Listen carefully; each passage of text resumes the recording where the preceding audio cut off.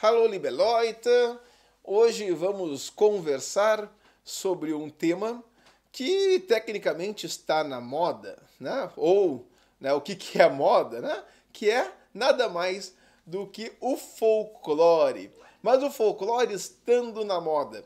E quando é que o folclore esteve na moda? No século XIX. Então, hoje o nosso encontro vai tratar sobre este tema. E vamos conhecer alguns elementos que muitas vezes nós não relacionamos com a questão do folclore. Primeiro ponto, né? O que é a moda? Quando é que o folclore está na moda? Vamos lá. Por exemplo, no século XIX, um dos escritores, no século XIX é de 1801 até 1900, então por isso 19. Né? Um dos autores grandes aí, né, o Albert Kretschmer, vai fazer um estudo sobre indumentárias típicas que estão no território de língua alemã. Nessa época, ainda existe uma certa transição, as pessoas não veem o território da Alemanha como país nacional, e sim ele vai transitar por Áustria, por Alemanha, por hoje, onde seria a atual Polônia, mas com povos de língua alemã, até chegar na Lituânia. Né? E nesse trabalho, né, o Albert Kretschmer vai fazer vários estudos, vai apresentar algumas reconstituições de trajes típicos e vai fazer apontamentos, descrições, além de trabalhar com imagens, as Tafel, que eram desenhos que ele fazia, reconstituindo não só a indumentária, mas também o cenário por onde essa indumentária estava, mostrando gente de lado, de frente, de costas, variações, né, de vestimentas. A pergunta é, por que alguém em pleno século XIX vai pegar e lançar um produto, né? Hoje chamaria de um livro, com essas informações? Quem vai querer ver sobre traje típico, né? Bom, o tema do século XIX, das vestimentas, estava na moda, estava em voga, as pessoas estavam com interesse. Que pessoas? Primeira palavra que a gente vai buscar é o que as pessoas estão procurando no século XIX, ou uma parte, vamos lembrar que nem todo mundo é homogêneo, né? É a tradição. Tradição, segundo o dicionário Priberan da língua portuguesa, é a via pelo qual os fatos ou os dogmas são transmitidos de uma geração em geração, sem mais prova autêntica da sua veracidade que está essa transmissão, né?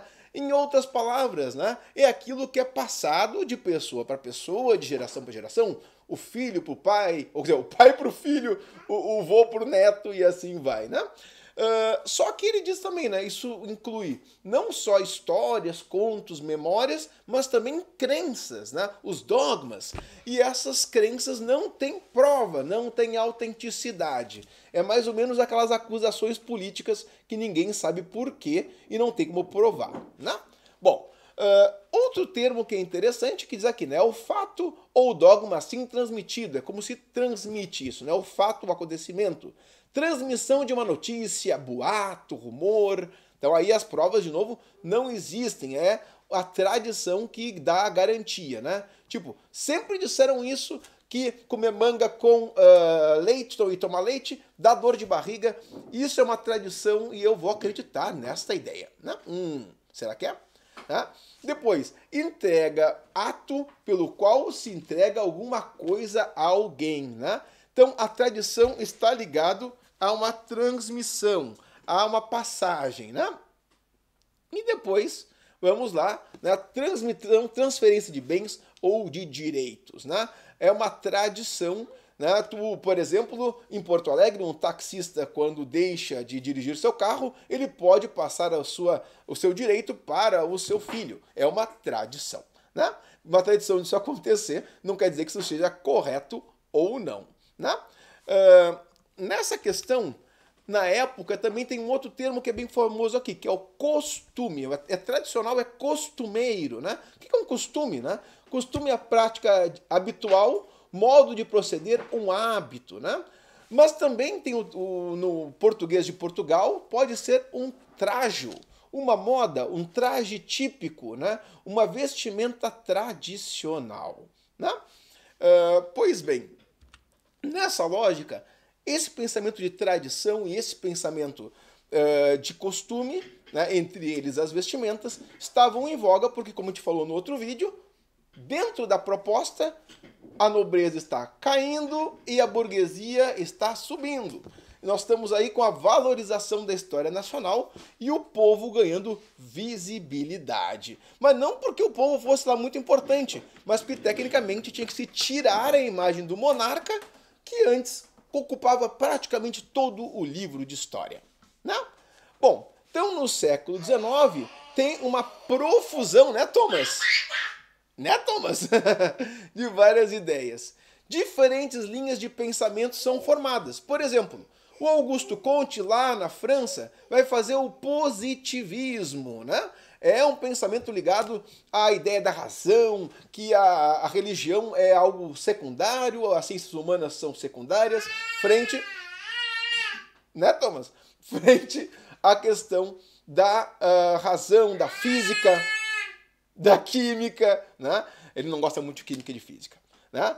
Bom, também vai ter um pensamento ligado aí, né, à ação do povo, ao pensamento da base, né, que é um marxismo, que vai ter a estrutura, a superestrutura, a infraestrutura, vai ter os pensamentos ligados a essa hierarquia da sociedade, né, e vai pensar toda uma forma de agir diferente. E também tem o romantismo, né? Vai ver os ismos aí tendo muito presentes, não são só esses, mas vai ter vários outros importantes. O século XIX é um período de rupturas, de mudanças, e quando as coisas começam a mudar, as pessoas param a pensar por que está mudando e como pode mudar. Né? Em cima disso, vai ter as reflexões dos acontecimentos. O que é? O século XIX, né, ele vai estar ligado intimamente às mudanças do século XVIII, do 1700 e alguma coisa, 701 até o 1800, é o século XVIII. O que tem aí a grande mudança? Que a gente já citou antes, Revolução Francesa, independência dos Estados Unidos. Vamos lembrar que antes a grande potência do mundo era a Inglaterra perde a sua principal colônia, que era os Estados Unidos, as 13 colônias americanas. E isso vai ter uma mudança. A nobreza vai perder poder na Inglaterra, né? E, por sua vez, vai perder sua principal colônia. E isso muda os pensamentos. Né? Vai chegar na França, que apoia essa ideia, e vai ter a Revolução Francesa. A queda da monarquia, né? Vai ter a guilhotina que vai tirar o rei, ou tirar a cabeça do rei, né? E da rainha. E, por sua vez, vai ter também a Declaração dos Direitos do Homem e do Cidadão. Né? Um documento que vai pensar todos os seres humanos são iguais. Quando ele fala de homem aqui, ele está pensando de pessoa num todo. Contudo, vamos lembrar que nessa época ainda o homem e a mulher estavam em graus diferentes. Né? Mas esse pensamento vai bater muito forte em várias culturas. E vai ter também uma reformulação claramente das ideias, refletindo sobre as ideias anteriores. Quer dizer, o que é bom e o que é ruim? O que eu tenho que manter, o que eu tenho que mudar? E aí vai ter uma mistura disso. Alguns pensamentos destacando tradições, que vão ser boas, entre aspas, e outras tradições que vão ser ruins e que a gente vai ter que jogar fora. Né? Isso é bem comum da sociedade nas suas reflexões. Algumas das informações que vão acontecer por causa disso é a moda, focar na população e tirar dos reis e das rainhas os holofotes das decisões do país. Por isso, alguns dados vão aparecer. Por exemplo, né, nessa formatação de novas ideias, a ideia de país vai ter uma força muito grande. Os estados nacionais vão formatar o chamado nacionalismo, o amor pelo país. Né? No Brasil, a gente já ouviu o ame ou deixe-o, né, Tominhas? Thomas não passou por isso ainda, né? E vai ter alguns dados interessantes. Por exemplo, os países vão querer se mostrar. Né? Quem é o meu país? De onde é que ele veio? O que ele faz? Né? O que o meu povo produz? Então, passo a ver as feiras internacionais, as exposições, né, universais, que vão chamar, que vão ser grandes feiras que vão acontecer nas grandes capitais do mundo. E eles vão convidar outros países para participar e mostrar o que fazem de melhor, né? A principal feira universal que a gente vai lembrar é a de Paris, que vai completar, né, vai fazer o aniversário de um século da Revolução Francesa. Mas outras grandes vão apresentar em Nova York, Milão, Rio de Janeiro, isso já no século XX, né? E essas grandes feiras é uma loucura, porque eles vão construir uma puta de uma estrutura, né? Puta não pode falar, mas tudo bem. Mas vocês estão vendo aqui a imagem, né? Olha o tamanho desse prédio que foi construído nos Estados Unidos, né? E isso foi tudo desmontado ao final, né? Né, Thomas? É muito prédio para desmontar, né? Também vão acontecer junto disso, dessas grandes feiras que mostram a grande história dos acontecimentos, vão mostrar também os museus, o que alguns chamarão de museus do folclore. O que é isso? Eu vou criar espaços para ali mostrar como as pessoas vivem e como elas se comportam, como é que elas se vestem, como é que arrumam o seu quarto, né? Vai ter um diorama, que é o que a gente chamaria de uma maquete, né? E esses museus, né, vão ser destacados para mostrar os trajes típicos, como é que era a cama de antigamente, como é que era a cozinha de antigamente. Vocês vão reconhecer que esse tipo de museu tem na sua cidade também, né? Esse museu que mostra a vida das pessoas. Até antes não existia isso, né? E nessas grandes feiras, cada país quer mostrar o seu melhor e mostra nos seus pavilhões, literalmente pavilhões gigantes, né, a sua história também com esses dioramas, né?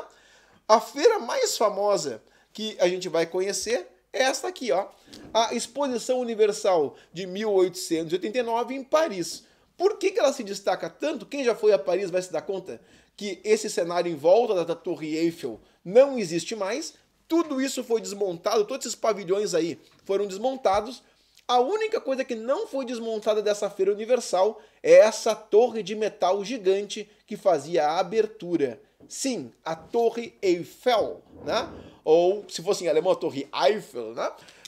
Que era nada mais do que um projeto de uma ponte invertida feito por o Eiffel e que foi a grande abertura da feira. Era para ser tirada porque os franceses acharam horrível, né? Mas ela acabou ficando, né? Porque foi uma obra enorme de engenharia. Ele era um produtor de pontes e ele pensou uma ponte invertida para cima, né? Os arcos se confluindo para uma torre, né?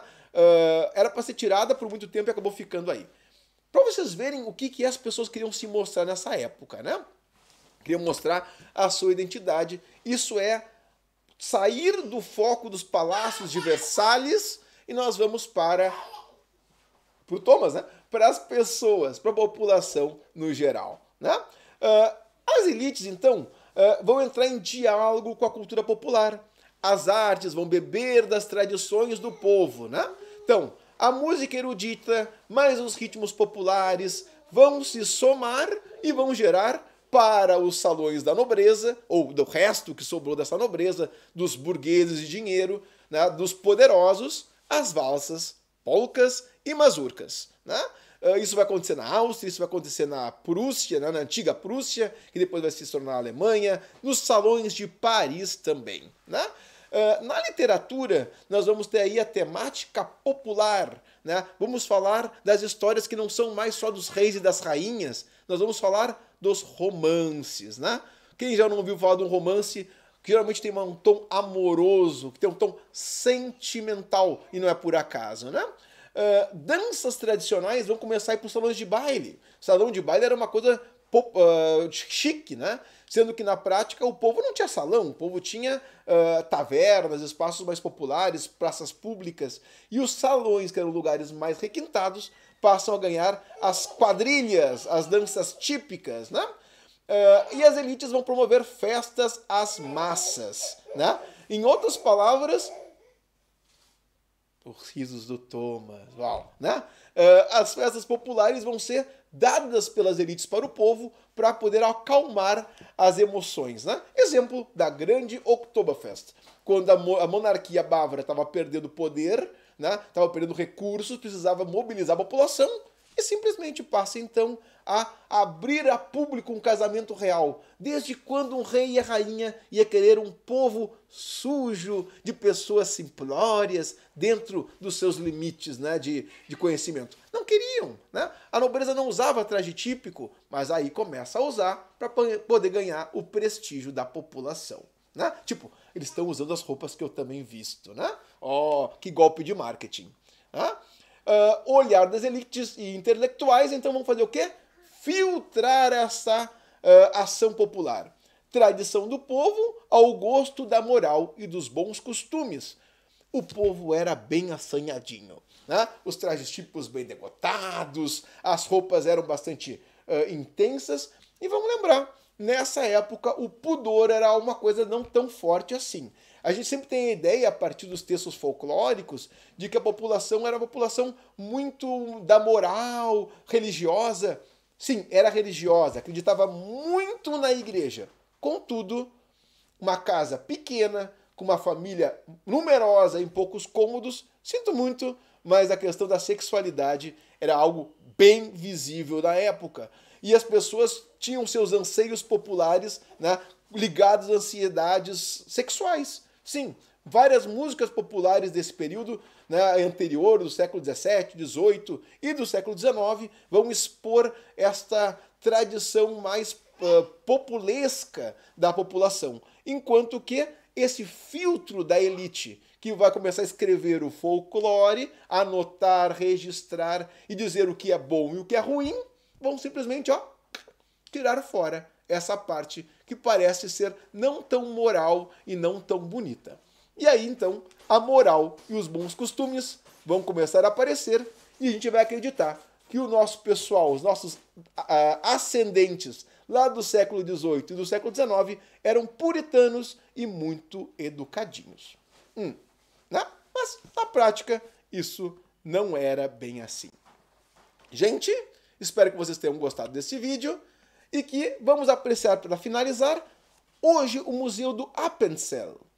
Sim, esta imagem do Museu do Appenzell que mostra exatamente os bonecos de cera, né, com os trajes típicos, constituindo como é que era o cenário do passado. Essa construção que vocês estão vendo de um diorama é bem típica desse padrão do século XIX, de tirar a visão do rei e botar aí o povo. Ok? Um grande abraço para vocês e até o nosso próximo vídeo.